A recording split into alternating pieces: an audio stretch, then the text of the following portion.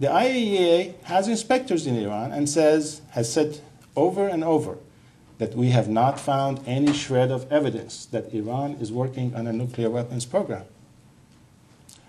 But Donald Rumsfeld, the former US Secretary of Defense, says, and this is a direct quote, he said, "The absence of evidence is not evidence of absence." In other words, you are presumed guilty unless you prove that you are innocent. Maybe Iran is working towards a nuclear weapon, but I want to see evidence. We can't just go on a whim, because Washington feels that Iran is hiding something. After all, if national sovereignty, the principle of national sovereignty, was not in operation in today's world, that would be the most dangerous thing. If we had just more powerful nations dictating to smaller nations.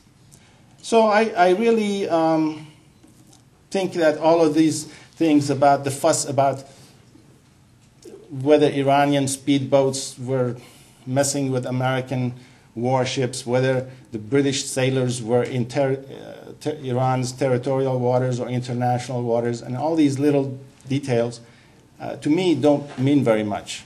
The Iranian speedboats, if you looked at the pictures, next to the American warships, they look like the Palestinian kids who throw rocks at the huge Israeli tanks. I mean, what can they do to the American warships?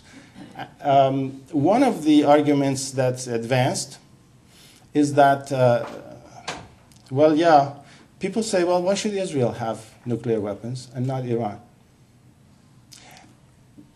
And besides, the Soviet Union, which was supposed to be the world's the evil empire, so to speak, had nuclear weapons. We lived with them, and peace prevailed.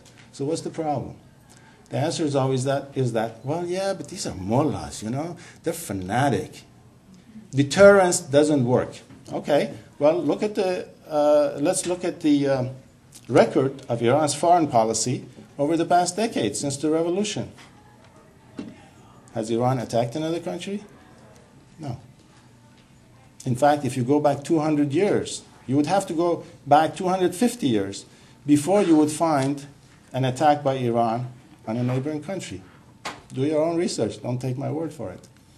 The only two instances in my lifetime when Iran has intervened, meddled in its neighbors' affairs came during the time of the Shah, when Iran was basically a U.S. client. One, it was in northern Iraq, where with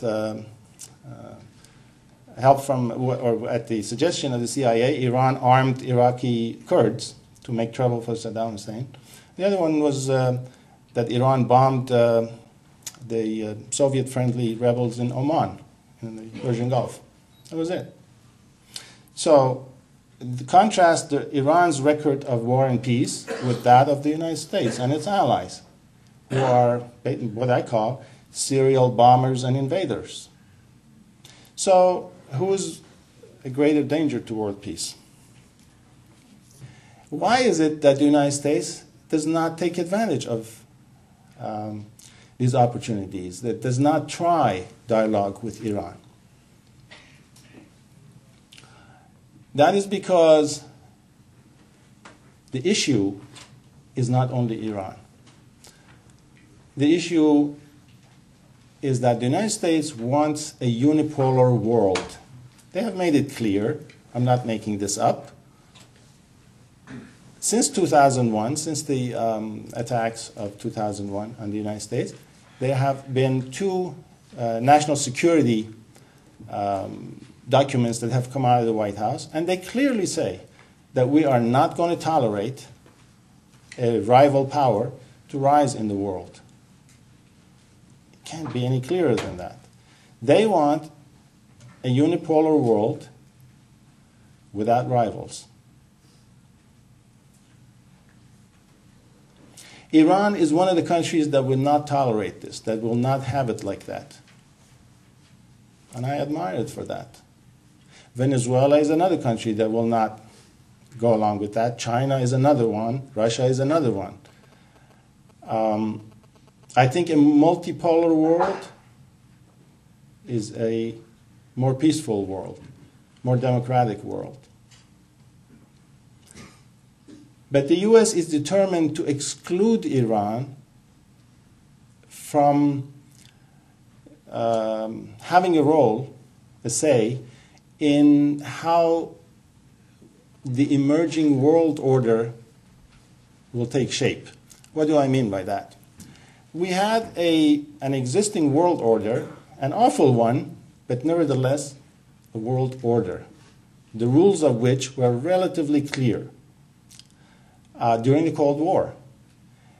After World War II, it didn't take that many years for the United States and its Western allies and the Soviet Union and its allies to work out a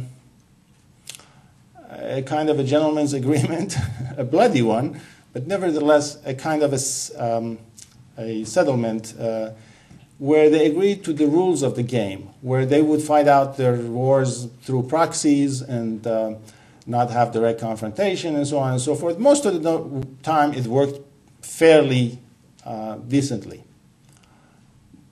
Since the fall of the Soviet Union, there is no new world order yet. That's partly what the first and second Iraq wars were about. Yes, they were and are about oil. But so is the new world order that is still waiting to be born. So the new world order can be one that's where the US is the sole power, sole superpower, or it may become one in which the United States has rivals. And I argue that that is what all this fuss is about, that Iran is dangerous. Because with the fall of the Taliban in Afghanistan and the fall of the Saddam Hussein government in Iraq, Iran's influence is growing in the region. And it's not about Shi'i versus Sunni and so on. If you ask me about that, I'll explain why I say that. It is really about influence, about limiting American influence in the region. Iran, yes, is reaching for more power.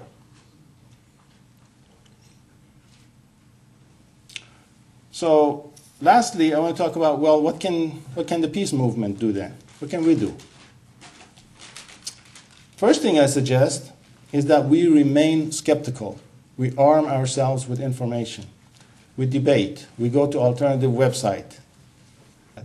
But I urge you, when you see media reports about, for example, I'll give you an example, because I do a lot of interviews in the US and overseas. And you know what? Always they want to focus on the news of the day, which is irritating after a while. Because they say, well, these British sailors, were they in international waters or were they in Iranian territorial waters? And I say, that's not the most relevant question. That's not the most illuminating things for your listeners to know. The question is, what the hell are the US and Britain doing in the Persian Gulf? They don't belong there. It's not their neighborhood. Iran, you would have a right to say Iran is dangerous if Iran had 2 aircraft carrier groups with thousands of sailors and hundreds of missiles and airplanes aimed at the United States, anchored off the east coast or the west coast of the United States. Then Iran would be a danger. Or if it had 200,000 troops in Canada or Mexico, right next to US borders, then yes, it would be a threat to the US maybe. But that's not going to happen. So what I ask of you, my message to you is, be skeptical. Don't be drawn into these petty debates about the news of the day, about little issues.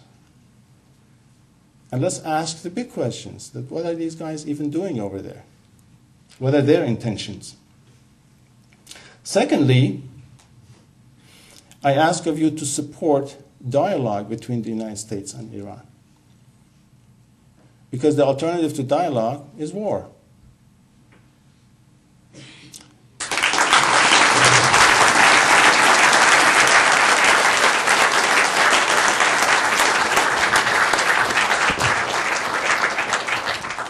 Okay, Rostam has about a half hour for questions. We're going to do them in writing. So there's